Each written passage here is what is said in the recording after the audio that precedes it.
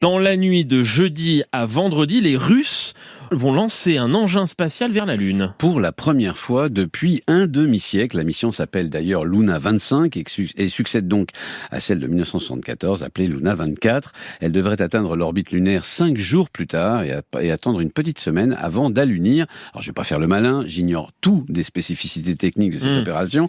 Ce qui m'intéresse, c'est pourquoi la Lune et pourquoi maintenant. Et à la première question, j'ai envie de répondre en paraphrasant Montaigne, parce que c'était elle, la Lune évidemment, parce que c'était nous. En clair, c'est parce que les Chinois ont passionné le monde en annonçant il y a une dizaine d'années qu'ils poseraient un homme ou une femme sur la Lune que tout le monde s'est remis dans la course. Il y a même embouteillage. Les Chinois et les Russes donc, mais aussi les Américains avec Artemis, les Indiens avec Chandrayaan et même les Japonais, les Israéliens et les Émiratis, tous rêvent de poser un module sur la Lune et avant peut-être un pied national. Je reviens à votre question, pourquoi maintenant ? Eh bien la réponse est presque triviale. Les Russes voulaient griller la politesse aux Indiens, figurez-vous. Va pour se faire distancer par les deux premières économies du monde, mais pas par l'Inde. Moscou avait donc prévu de lancer sa mission Luna 25 le 13 juillet dernier. Les dates comptent, vous allez voir. Soit 24 heures pile avant la mission indienne ratée. L'Inde a bien effectué le lancement de Chandrayaan 3, mais les Russes ont dû retarder la leur à jeudi donc. C'est qu'à cela ne tienne, l'Inde se posera sur le sol lunaire le 23 août et figurez-vous, ce sera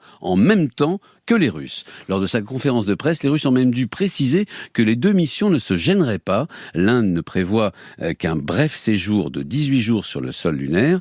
Le module russe, lui, devrait y rester une bonne année. Et toc. Mais ce n'est pas la seule raison qui pousse les Russes vers la Lune. Non, effectivement, ce n'est pas qu'une affaire de standing. La Russie veut démontrer au monde qu'elle est encore une puissance technologique de premier plan, capable de tenir son rang spatial malgré les sanctions occidentales qui pèsent sur son économie. Par ailleurs, on a beaucoup dit que ces fameuses sanctions empêchaient les Russes de fabriquer des missiles modernes, ou en tout cas pesaient lourdement sur les capacités de production. Or, il se trouve qu'une fusée et un missile, c'est la même chose. C'est la même technologie, les mêmes types de carburant et la même précision lorsqu'il s'agit d'un missile intercontinental. Donc lorsque la Russie éblouit le monde avec sa mission Luna 25, elle rassure aussi ses alliés et amis éventuels. Mais la Russie en a-t-elle les moyens économiques ? Oui, alors la question se pose d'autant plus que les dépenses consacrées à la défense ont littéralement explosé en Russie. Désormais, Moscou y consacre près de 40% de son budget. Or, dans le même temps, la Russie continue de bâtir un nouveau cosmodrome. C'est d'ailleurs depuis cette base de Vostochny,